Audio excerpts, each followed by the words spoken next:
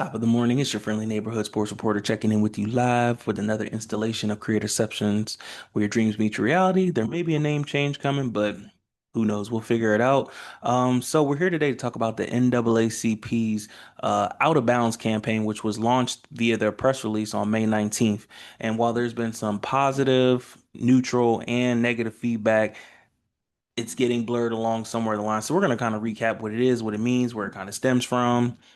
So we'll go back to the Louisiana versus Callais 6-3 overturning by the Supreme Court from the original decision, which pretty much now that the Supreme Court gutted the Voting Rights Act, pretty much there's going to be out of the two major minorities that were for black representation in terms of voters and then just overall representation from a political standpoint or representative standpoint, those are pretty much those seats could be flipped with the new redistricting of maps, which will strike the voice and how black communities can come together and vote if so to speak, to have their proper representation. Now they're going to split them up based on the redistricting of the map. So you have, if you have 40 black people, you may put 10 over here, 10 over here, 10 over here, but then they're not the majority anymore.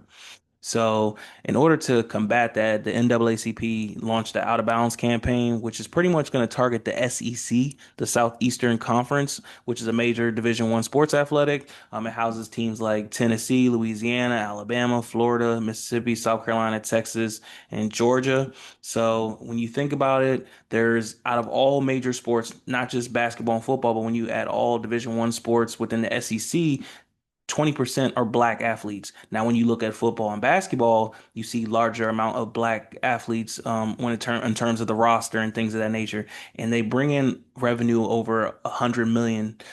So, when asked in his interview and then what's written in the press release, Derek Johnson, president and CEO, he pretty much had to say what these states have done and what these states have done is not a policy of disagreement. It is a sprint to erase black political power.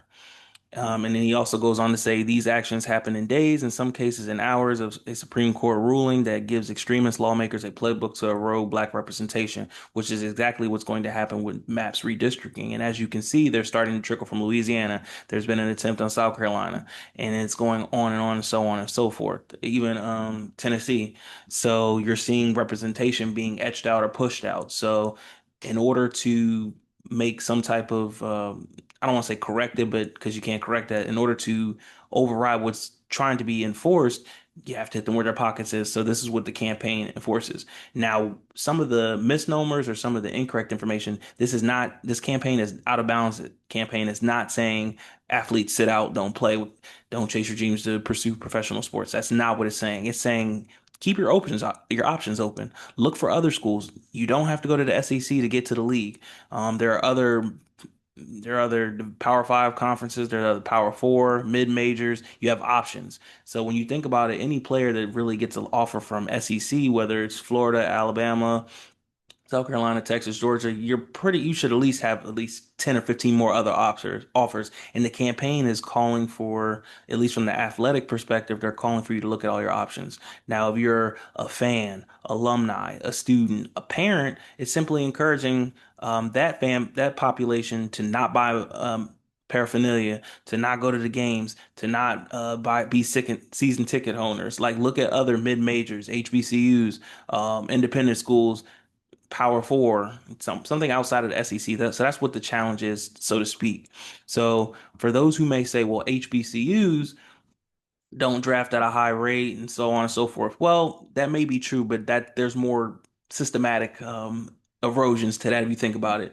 When you look at the when you look at the college conferences, when you look at the how athletics kind of formed, schools didn't really start integrating until 1940, 1950, and a lot of these Power Five schools were predominantly white at the time and still are, but they didn't have black athletes because integration didn't happen. Jackie Robinson was kind of ongoing in the like it was still occurring. The barrier was still being broken or pushed into. So when you start to see these black students at HBCUs dominating at a high level PWIs, then you get to the 1950s or slow integration 16, it's a revolving door. So I say all that to say there, historically speaking, you will see if you go to HBCU, you can get drafted. If you go to HBCU, you can become an unrestricted free agent and sign somewhere. So there is possibility. teams will find talent. So when you look at some of the data, for those who may say HBCUs, yeah, anybody who watches the pivot hears Shannon Crowder talk about it on and on, but that doesn't put money to the cost, right? So think about it. In 2026, there were three undrafted free agent signings. In the NFL, there were zero drafted that year. In 2025, there was one NFL draft player was drafted, and then there were 18 undrafted free agent signings. In 2024, zero draftees, and then there were 15 undrafted free agent signings. So again, while there isn't a in the last 3 years there isn't a high draft ratio, the talent is being found and they are signing. Granted, every player wants to get drafted, but you are the talent. As much as I hate to quote Spencer James from All American, you are the resource. You are the money for all you LeBron fans or apologists. Think about it. If it wasn't for Michael Jordan, if it wasn't for Michael Jordan, the John Starks, the Patrick Ewings, the Akeem Olajuwons, we got to even go further. Bill Russell, when you look at like even going so on and so forth back to all those who kind of paved the way, when you look at the Jim Browns, those who actually like sat out or sacrificed for people to have like economic freedom or mobility for free agents and things of that nature, follow follow that trend because there was some sacrifice from those players, those student athletes at the time or professional athletes. But going on, when you look at the NBA, there were zero drafted in 2026. There were zero drafted and undrafted free agent signings. In 2025, zero drafted, but there were three undrafted free agent signings. And then when you look at 24, there were zero drafts and zero undrafted free agent signings. Now, when you look at the SEC, basketball is a little different. While they are competitive, there's been a lot of coaches that have been moving around and a lot of SEC programs are kind of falling off. The Kentucky's fall kind of fell off because John Calipari left and went to Arkansas.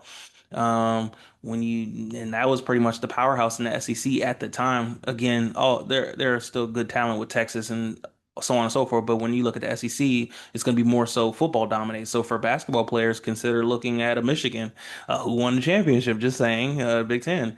So there are other options, and they're saying consider that. But let's go to the women's. Let's go to the women's side. The WNBA. There were zero drafted and zero undrafted free agent signings. However, Diamond Johnson, who went to Norfolk, she did sign a training camp.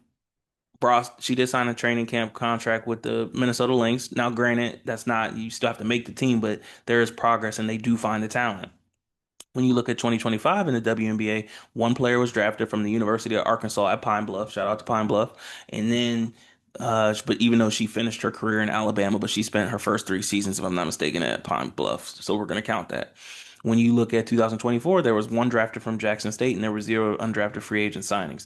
While the ratios are low, it's still to say you can get drafted out of a HBCU. And again, the campaign isn't solely saying HBCU.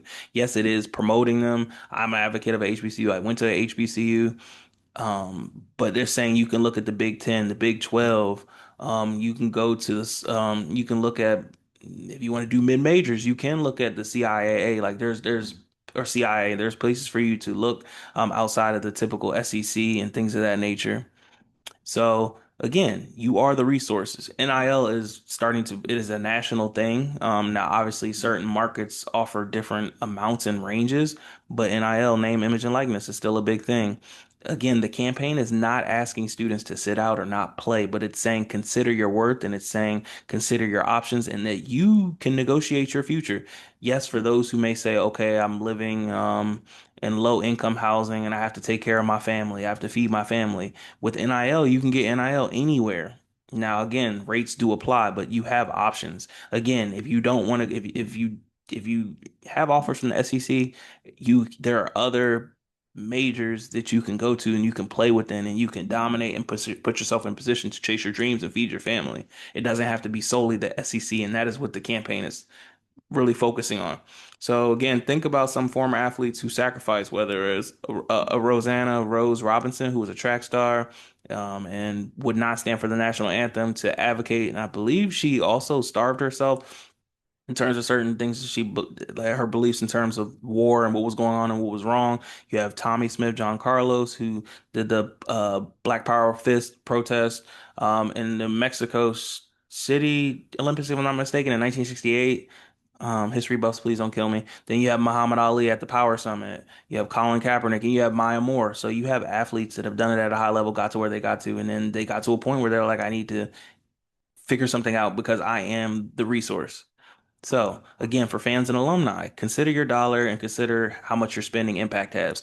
Not saying you have to skip out on all the games. If you could, that'd be great. But they're pushing in terms of the out of bounds campaign. They're asking you to consider maybe instead of going to an Alabama game, go to Alabama A&M or go to Alabama State. Look at some games in the SWAC. Or if you live in if you live in Louisiana, instead of going to LSU, go to Southern. You have options, or go to Grambling State. You have options. So that's one way to kind of prescribe it. So again, and for those who say that boycotting can ruin your career, or not even boycotting, because again, they're not asking for you to boycott, but something of this magnitude, one, you'll have more offers than just the SEC if you have an offer from the SEC, most likely. Then you can think of Kalen Hill. He was a Mississippi State running back in 2020. He led the league with 1,350 yards at the time. And the Mississippi governor, I believe Tate, no, Governor Tate, basically he was getting pressure to remove the Confederate flag from their state flag, and he wanted to honor that history, but people were like no, and there was a big turmoil. And Kalen Hill said, "I will not be playing." He tweeted, excuse me. He said he would not be playing until the flag was removed, and then the governor was still kind of chucking and jiving, as they say, but ultimately the flag got removed, and he ended up going back, and he's in the NFL, I believe. So. You have opportunities. Again, this campaign is not telling you to sit out. It's not telling you to protest or stay out. It's saying that while it is saying a protest, it's more of a silent protest while you're still able to, well, actually, no, money speaks loud. So this is more of a protest for you to be able to still play, but again, entertain your offers, entertain your autonomy. You have options. You don't have to go for the first options. SEC is amazing in terms of athletic place to grow and get to the league, and it is a one of the shortest routes for somebody of top 10 caliber, top 10 20 that can be drafted, but you have other options. So again, quick takeaways. This is not a boycott to say not go play anywhere. It's just saying look at your options outside of the SEC.